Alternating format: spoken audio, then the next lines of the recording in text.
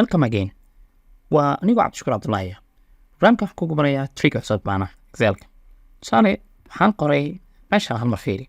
حان قري PC حان قري حاول يدا personal computer أيقوم. حان قري ENG حان قري engineer أيقوم. حان قري DR حان قري lecturer أيقوم.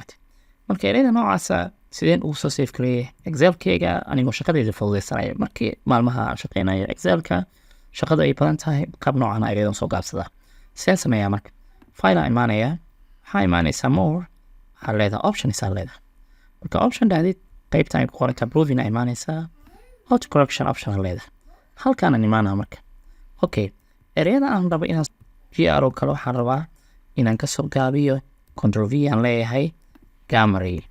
Marwalbo GR aan qoro waxaan rabaa inuu ii qoro Gamma-ray. Okay, R aan leeyahay. The next one aan rabaa inaan soo gaabsado.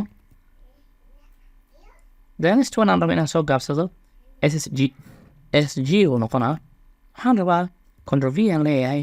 SG waxaa laga soo gaabiyey Somali Geological Survey aa laga soo gaabiyey. Kadib waxaan leeyahay R aan leeyahay. Then okay aan leeyahay. Oh, that's good. halkan aan imaanaa marka su'aale GIS oo kale ana kuma tusin laakiin waan soo gaabsaday Geological Information System ayuu iga soo gaabiyey bana haddaan dhaho SSG waa kuwa Somali